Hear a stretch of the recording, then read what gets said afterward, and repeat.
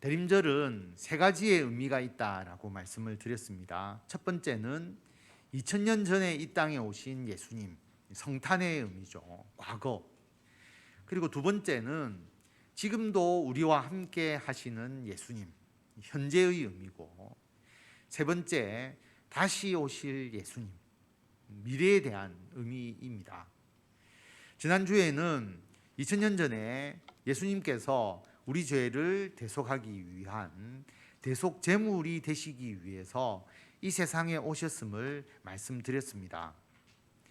예수님께서는 우리 죄를 대신하여서 십자가에서 죽으셨습니다. 우리의 죄를 대속하셨습니다. 그리고 3일 만에 부활하셨습니다.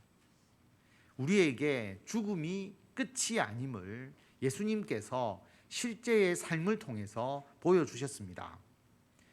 부활하신 이후에 40일 동안 이 땅에 계시다가 승천하셨습니다.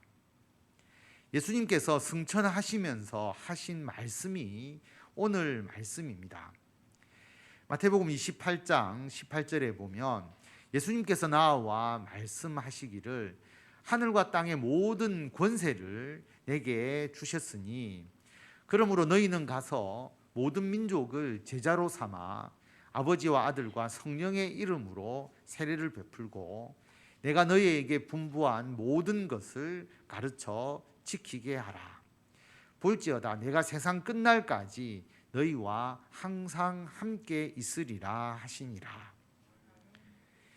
예수님은 제자들에게 그리고 우리들에게 예수님을 증거하고 예수님에 대해서 가르치고 세례를 주고 세상 사람들을 예수님의 제자로 삼는 삶을 살도록 명령하셨습니다. 우리는 지금 이 사명을 감당하면서 살아가고 있습니다. 그런데 이 일이 쉬운 일이 아니지 않습니까? 예수님의 제자들은 이 사명을 감당하다가 수많은 박해와 핍박을 겪었고 심지어 순교하기까지 했습니다. 우리들도 우리 가정을 예수님을 믿는 믿음의 반석 위에 세우고 직장과 사업을 통해서 세상의 빛과 소금이 되어서 세상에 그리스도의 선한 영향력을 끼치고 교회에서 성도를 섬기고 봉사하고 사람들을 전도하는 하나님의 일을 감당합니다. 그런데 이 일이 쉬운 것이 아닙니다. 그럼 예수님께서는 승천하시면서 우리에게 이 명령만 하신 이후에 우리를 그냥 방치하고 계신가요? 우리가 그냥 알아서 이 사명을 감당하도록 우리를 내버려 두고 계십니까? 아닙니다. 예수님은 승천하시면서 항상 예수님의 제자들과 함께 있겠다고 약속하셨습니다. 내가 세상 끝날까지 너희와 항상 함께 있으리라. 예수님께서 예수님의 12 제자들과만 함께 하십니까? 아니죠. 예수님을 믿는 모든 사람들과 함께 하십니다. 언제까지 함께 하십니까? 세상 끝날까지. 어느 때만, 잠시만 아닙니다. 항상. 마태복음의 맨 마지막 사건이 예수님의 승천입니다.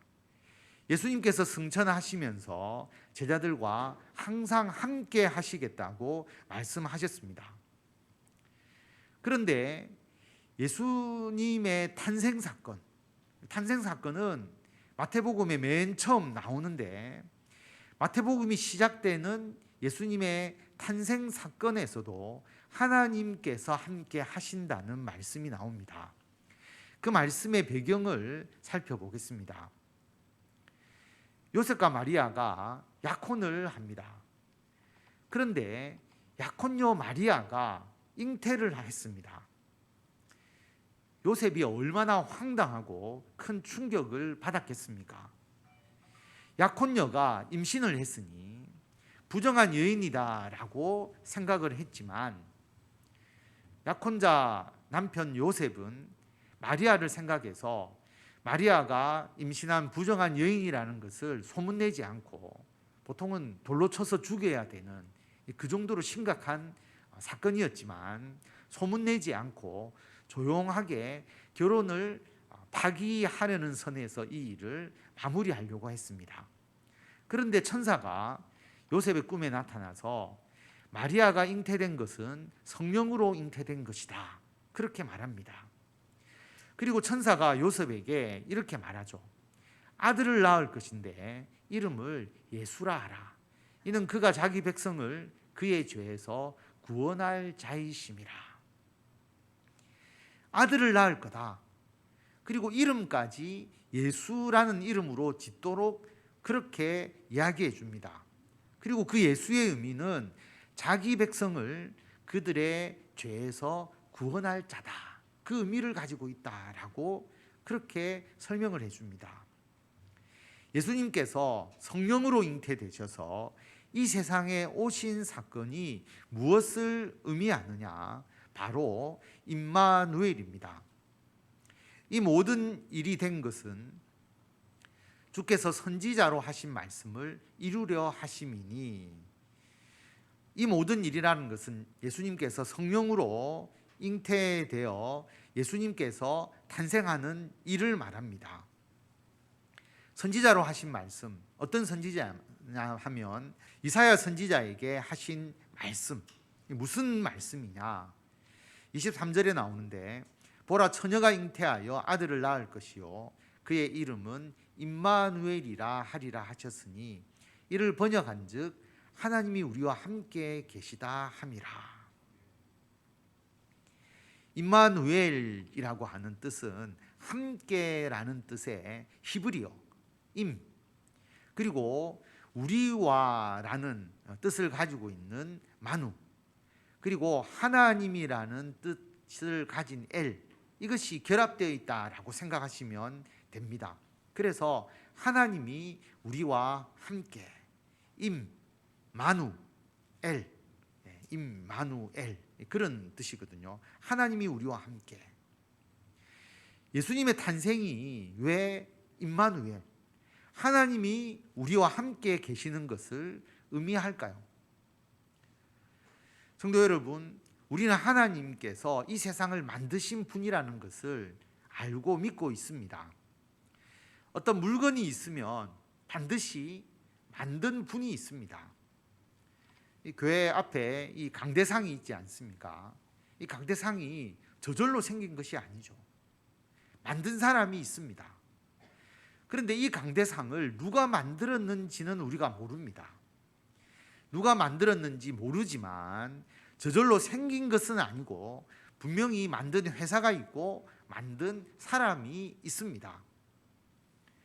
우리가 하나님께서 이 세상을 만드신 것을 압니다. 하나님께서 사람을 창조하신 것도 압니다. 이 세상이, 사람이 저절로 우연히 생긴 것이 아닙니다. 그런데 사람들은 하나님을 자기 눈으로 직접 보지 못하니까 하나님이 창조하신 세상이 있고 사람이 있음에도 불구하고 창조주가 없다, 그렇게 생각합니다. 그런데 여러분, 창조주 하나님을 믿는 그리스도인들도 하나님이 창조주이시기는 하지만, 하나님이 분명히 계신 것은 맞지만 그 하나님이 나와 무슨 관계가 있을까? 과연 이 세상을 창조하신 그 위대한 하나님이 나와 함께 하실까? 여기에 대해서는 의문을 가지기도 합니다. 우리나라에 대통령이 있습니다. 대통령이 있다는 것을 모르는 사람이 누가 있습니까? 다 알고 있습니다. 그런데 여러분이 외국에 나가서 어떤 억류를 당하거나 또는 여러분이 위험에 빠져 있다면 과연 대통령이 여러분을 그 위기와 그 위험에서 구출해 줄까? 다시 말하면 우리나라 대통령이 국민과 함께 한다고 믿는 사람이 있고 믿지 못하는 사람이 있을 것입니다. 마찬가지입니다. 하나님께서 계신 것을 믿는 것과 하나님이 정말로 나와 함께 하시는 분이시라는 것을 믿는 것은 다릅니다. 하나님이 우리와 함께 하신다는 것을 가장 잘 나타내주는 사건이 예수님의 탄생입니다. 하나님은 인간이 알지 못하는 먼 곳에 계셔서 눈에 보이지도 않고 우리와 전혀 아무런 관계를 맺지 않고 계시는 분이 아닙니다. 구약 시대를 보면 하나님은 이스라엘 백성들과 함께 하셨습니다. 하나님은 이스라엘 백성들을 이집트의 노예에서 해방시키셨습니다. 10가지 재앙을 내리시고 홍해를 가르시고 이스라엘 백성들이 마른 땅을 밟으면서 홍해를 건너게 하는 놀라운 기적을 베풀어 주셨습니다. 광야의 반석에서 물이 나게 하셔서 이스라엘 백성들이 사막 한가운데서 물을 마실 수 있도록 하셨습니다. 메추라기와 만나를 통해서 광야에서 이스라엘 백성들을 먹이셨습니다. 하나님의 강한 임재의 역사입니다. 이스라엘 백성들이 직접 하나님의 모습을 보지는 못했지만 하나님께서 하시는 일을 통해서 하나님이 이스라엘 백성들과 함께 하심을 알도록 해주셨습니다. 하나님이 함께 하시지 않았다면 어떻게 이스라엘 백성들이 당시에 그 강대국 애굽의 노예에서 해방될 수가 있었겠습니까? 어떻게 수많은 사람들이 광야에서 40년 동안 지내면서 생활할 수 있었겠습니까? 하나님께서 함께하지 아니하셨다면 어떻게 이스라엘 백성들이 자신들보다 키도 크고 힘도 세고 철병거를 가진 강력한 군사력을 가진 가나안 사람들을 물리치고 그 땅을 차지할 수 있었겠습니까? 어떻게 그 가나안 땅에 이스라엘이라는 나라를 세우고 그 나라를 유지하고 지킬 수 있었겠습니까? 하나님께서 함께 하셨기 때문입니다. 뿐만 아니라 하나님이 분명히 그들과 함께 하심에도 불구하고 믿지 못하는 이스라엘 백성들을 위해서 하나님은 다른 누구에게도 그렇게 하지 아니하셨는데 하나님의 모습을 특별히 모세에게 보여주시기까지 하셨습니다. 출애굽기 33장 20절에 보면 하나님께서 모세에게 너가 내 얼굴은 보지 못할 거다. 왜냐하면 하나님의 얼굴을 보고 산 사람이 아무도 없다라고 하는 것이죠. 그런데 내 곁에 한 장소가 있는데 너는 그 반석 위에 서라. 내 영광이 지나갈 때에 내가 너를 반석 틈에 두고 내가 지나가도록 내 손으로 너를 덮었다가 그때는 모세를 숨겨주시고 손을 거두고 난 뒤에 너가 내 등을 볼 것이고 얼굴은 보지 못할 것이다. 하나님의 뒷모습, 그 뒤에 그 영광을 볼 수 있도록 해주셨다라고 하는 것입니다. 그러니까 하나님의 모습을 전혀 보지 못하면 하나님을 믿지 않으니까 모세에게 특별히 하나님의 그 영광의 뒷부분을 볼 수 있도록 허락해 주신 것이죠. 여러분, 사람의 눈으로 태양을 볼 수 없습니다. 빛이 너무 강하기 때문에. 사람의 눈으로 지구를 볼 수가 없죠. 지구가 너무 크기 때문에. 사람의 눈으로 바이러스를 볼 수 없습니다. 너무 작아서. 사람의 눈으로 하나님을 정확하게 볼 수는 없죠. 너무 거룩하시고 신비로우신 하나님이시기 때문입니다. 우리가 눈으로 하나님을 직접 볼 수는 없지만 하나님은 이스라엘 백성들과 함께 하셨습니다. 성도 여러분, 임마누엘, 하나님이 나와 함께 한다는 것은 머리로 믿는 것이 아닙니다. 살아가면서 직접 느끼고 믿고 행하는 것입니다. 광야에서 임마누엘, 하나님이 함께 한다는 것을 믿으면 어떻게 행동하게 됩니까? 이스라엘 백성들 일시적으로 물이 없어도 하나님이 물을 주실 수 있음을 믿게 됩니다. 잠시 먹을 것이 없는 상황을 경험할 수는 있지만 하나님이 먹을 것을 주실 줄로 믿습니다. 그러므로 하나님에 대해서 그리고 자기가 처해 있는 그 삶에 대해서 원망하거나 불평하거나 실망하거나 낭망하지 않습니다. 출애굽한 이스라엘 백성들이 당장 사막에서 물이 떨어졌는데도, 먹을 것이 없는데도 걱정, 근심, 낭망하지 않는 것이 하나님이 나와 함께 하신다는 믿음입니다. 가나안 땅에 있는 민족이 키도 크고 힘도 세고 철병거로 무장하고 있다 할지라도 우리가 그 땅을 차지할 수 있다고 믿는 것, 하나님께서 출애굽시켜 주신 이유가 가나안 땅에 들어가서 이스라엘 나라를 세우는 것인데, 하나님이 그 일을 반드시 우리를 통해서 이루실 것이라고 믿는 것이 바로 임마누엘 신앙입니다. 우리는 그들과 싸워서 이길 수 없다. 우리는 가나안 땅 차지하지 못할 것이다. 우리는 이 광야에서 물도 마시지 못하고 먹지도 못하고 우리 다 죽을 것이다. 이렇게 낙담하고 원망하는 것은 임마누엘을 믿는 믿음이 아닙니다. 임마누엘은 머리로 믿는 것이 아니라 실제 삶 속에서 적용해야 하고 그 믿음대로 행해야 합니다. 그런데 이스라엘 백성들은 하나님이 함께 하심을 믿다가도 또 의심하고, 또 하나님의 능력을 보면서 믿다가도 또 의심하고, 그럴 때마다 하나님은 하나님이 함께 계심을 믿지 못하는 이스라엘 백성들에게 하나님이 함께 하신다는 징표를 끊임없이 주셨습니다. 마태복음 1장 21절에 보면 아들을 낳으리니 이름을 예수라 하라. 예수의 뜻은 자기 백성을 그의 죄에서 구원할 자다. 그래서 천사가 요셉에게 이 이야기를 하죠. 이 모든 일이 된 것은 주께서 선지자로 하신 말씀을 이루려 하십니다. 그러면서 이사야 선지자를 통해서 하신 말씀, 보라 처녀가 잉태하여 아들을 낳을 것이요 그의 이름은 임마누엘이라 하리라. 선지자로 하신 말씀, 이사야 선지자를 통해서 하신 말씀, 이 말씀에 원래 이사야 7장에 나오는 말씀을 그대로 읽어드리면, 그러므로 주께서 친히 징조를 너희에게 주실 것이라.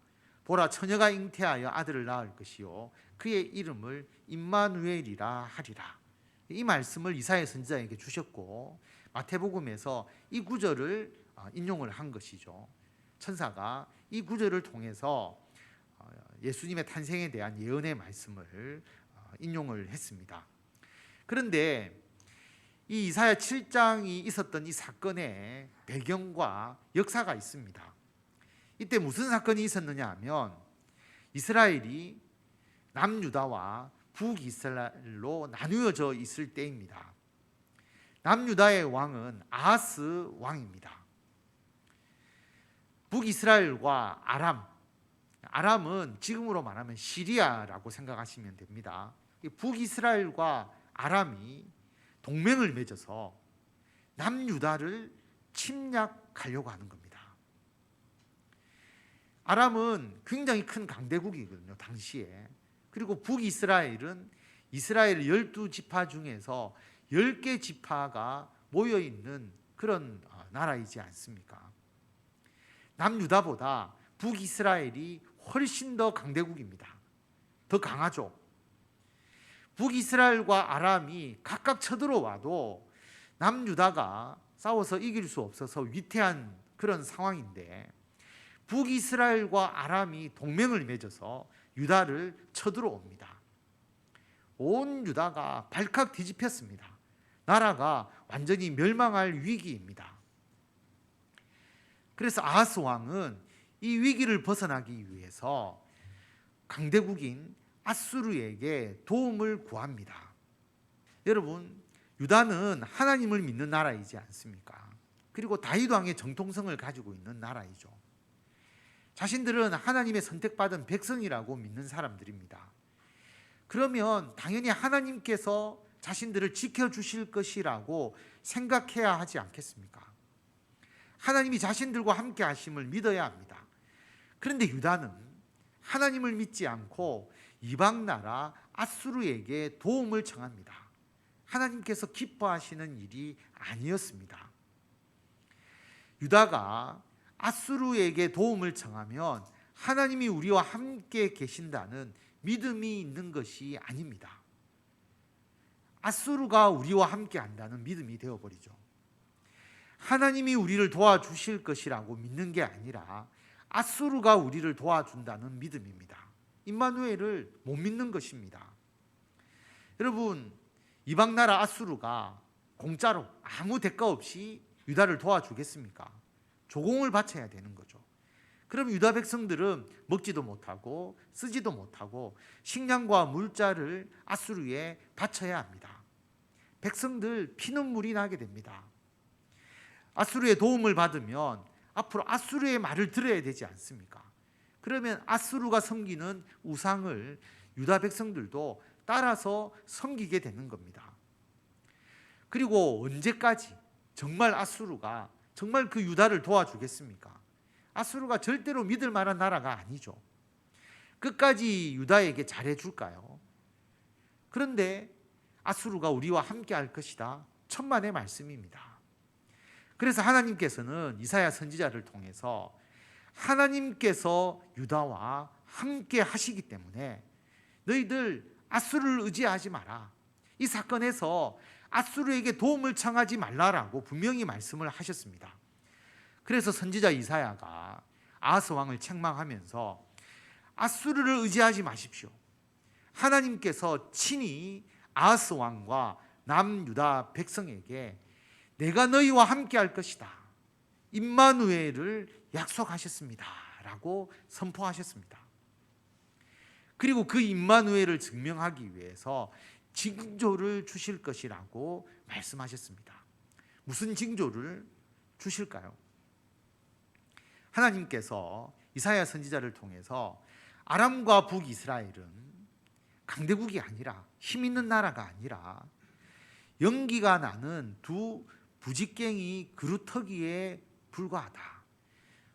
아궁이에 불을 뗄 때 막대기 가지고 불쏘시개로 쓰지 않습니까? 그 부직갱이와 같다라고 하는 거죠. 그래서 너희들 그 나라 두려워하지 마라. 낙심하지 마라. 그러면서 하나님께서 하나님의 계획을 말씀해 주시는데 그들은 너희 유다를 넘어뜨리지 못한다. 오히려 65년 내에 북이스라엘은 패망할 것이다. 지금 그렇게 강력한 힘을 가지고 있는 것처럼 보이는 북이스라엘이 하나님의 계획 속에서는 65년 내에 멸망을 해서 사라져버리게 된다라는 것을 말씀해 주셨습니다. 곧 패망해서 사라질 나라를 뭘 두려워할 필요가 있겠습니까? 그러므로 하나님께서는 북이스라엘과 아람을 두려워하지 말아라.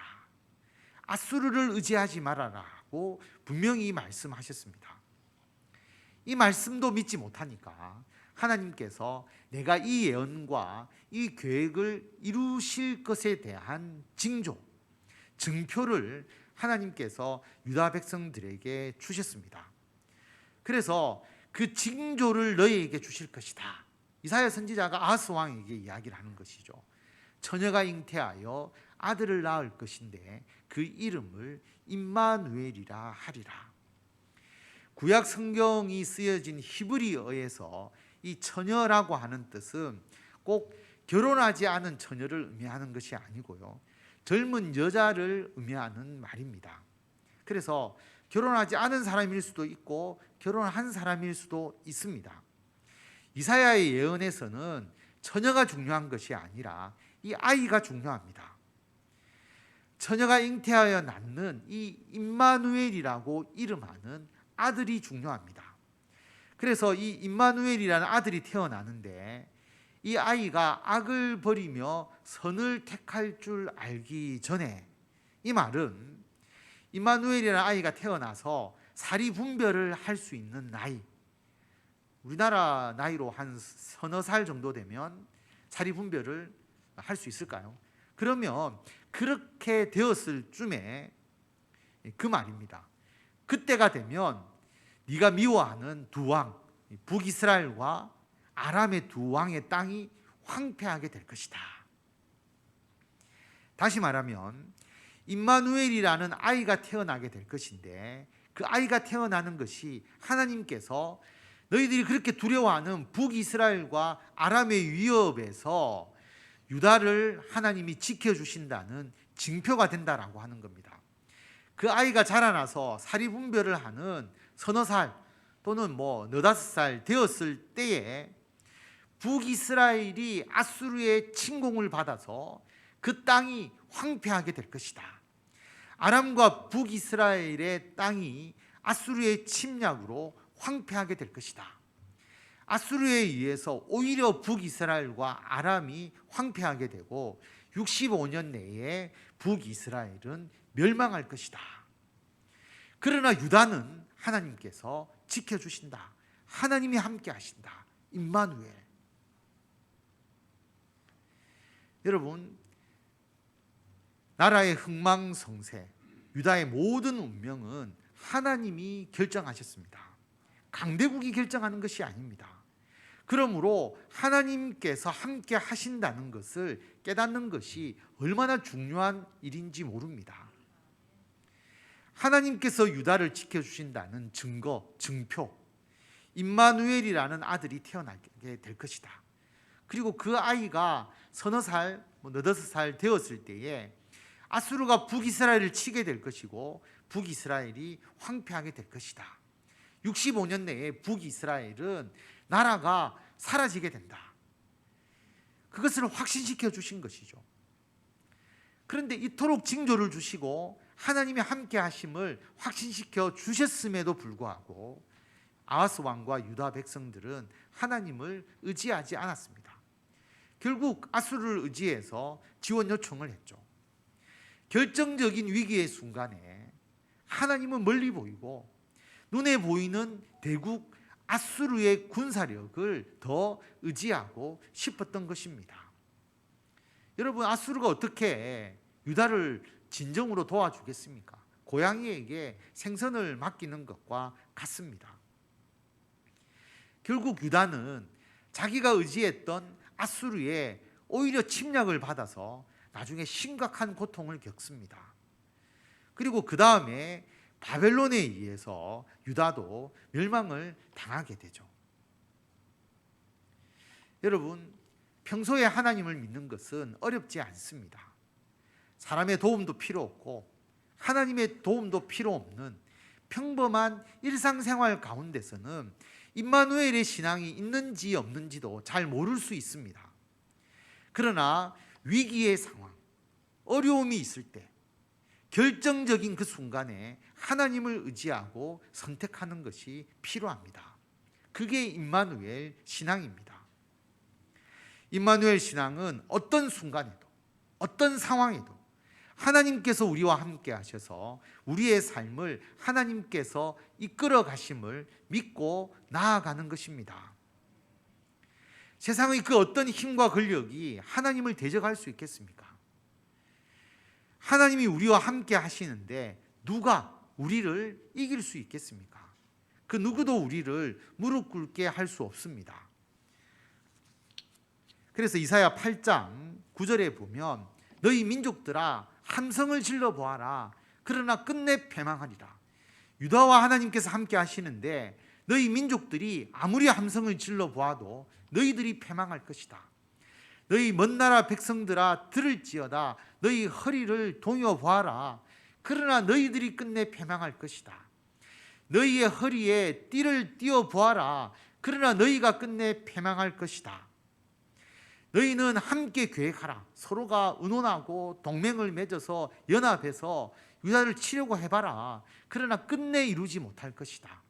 말을 해보아라. 끝내 시행되지 못할 것이다. 왜냐? 하나님이 우리와 함께 계심이니라. 하나님이 계획하시고 뜻하신 바가 아니면 이루어지지 않습니다. 하나님은 우리와 함께 하심으로 우리의 삶을 이끌어 주십니다. 하나님의 뜻에 따라 우리를 인도하시고 우리의 삶에 풍성한 은혜와 은총을 베풀어 주십니다. 이사야 선지자를 통해서 선포된 그 임마누엘이 예수님의 탄생에서 다시 선언됩니다. 아들을 낳으리니 이름을 예수라 하라. 이는 그가 자기 백성을 그들의 죄에서 구원할 자이십니다.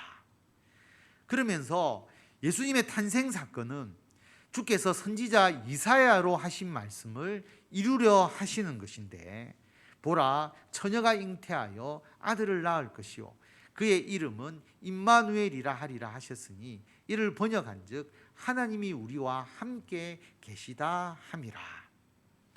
신약 성경 이 헬라어에서 처녀라고 하는 뜻은 결혼하지 않은 처녀, 동정녀를 말합니다. 동정녀 마리아를 통해서 아들이 태어나게 될 것이다. 하나님께서 우리와 함께 하시고 우리를 구원해 주실 것임을 약속하는 증거, 그 증거가 바로 예수님이다. 예수님의 탄생은 임마누엘의 증거이자 증표이자 확증입니다. 홍해가 갈라지는 것보다, 만나와 메추라기, 또 반석에서 물이 나서 마시게 하고 먹여주시는 기적보다 하나님의 존재를 직접 이 세상에 알려주는 가장 확실한 사건이 바로 예수님의 탄생입니다. 하나님의 아들 예수님께서 직접 이 세상에 오셨다. 그것보다 더 하나님의 존재를 알리는 사건이 어디 있겠습니까? 그래서 사도 요한은 이렇게 고백합니다. 태초부터 있는 생명의 말씀, 예수님을 말하는 것이죠. 태초부터 있는 생명의 말씀 예수님에 대해서 우리가 듣고, 우리가 눈으로 보고, 자세히 보고, 우리의 손으로 만짐받아 이 생명, 이 예수님께서 나타내신 바 되었다. 이 영원한 생명이신 예수님을 우리가 직접 보았고 증언하여서 너희에게 전하노니 이는 아버지 하나님과 함께 계시다가 우리에게 나타내신 바 된 분이시다. 하나님의 아들 예수님께서 인간으로 이 땅에 오셨기 때문에 하나님 아들의 모습을 직접 사람들의 눈으로 보고 함께 생활할 수 있었습니다. 그리고 예수님의 십자가의 죽음을 통해서 우리의 죄를 대속하셨습니다. 그러므로 예수님을 믿으면 하나님께서 지금 이 순간 우리와 함께 하심을 믿는 것입니다. 임마누엘의 역사가 나의 삶에서 충만하게 일어나게 됩니다. 오늘 말씀, 예수님께서 하늘과 땅의 모든 권세를 예수님이 가지고 있다고 말씀을 하시고, 그러면서 그러므로 너희는 가서 모든 민족을 제자로 삼아 아버지와 아들과 성령의 이름으로 세례를 베풀고 내가 너희에게 분부한 모든 것을 가르쳐 지키게 하라. 우리는 예수님께서 승천하시면서 남긴 마지막 명령, 모든 민족, 모든 사람을 제자로 삼는 사명을 감당하고 있습니다. 세례를 베풀고 예수님의 말씀을 가르치고 예수님의 말씀을 지키게 하고 그들을 제자로 삼는 사명을 감당합니다. 그래서 우리들도 예수님을 믿는 믿음의 반석 위에 우리들의 가정을 세워나가죠. 직장과 사업을 통해서 우리가 세상의 빛과 소금이 되어서 세상에 그리스도의 선한 영향력을 끼치고 있습니다. 교회에서 성도를 섬기고 봉사하고 사람들을 전도하는 하나님의 일을 감당합니다. 근데 여러분, 이 일을 할 때 여러분 어려울 수도 있고 힘든 것을 경험할 수도 있습니다. 그런데 여러분, 우리 혼자서 이 일을 감당하는 것이 아닙니다. 볼지어다 내가 세상 끝날까지 너희와 항상 함께 있으리라. 임마누엘, 하나님과 예수님과 성령님께서 우리와 함께 하십니다. 예수님의 제자들도 혼자서는 아무것도 할 수 없는 그런 사람들인데 성부, 성자, 성령께서 임마누엘로 함께 하셔서 수많은 핍박과 박해 가운데서도 이 세상의 거대한 세력을 이기고 복음으로 승리할 수 있었습니다. 전 세계에 예수 그리스도의 복음이 전파된 것입니다. 우리들도 임마누엘의 믿음으로 세상을 이깁니다.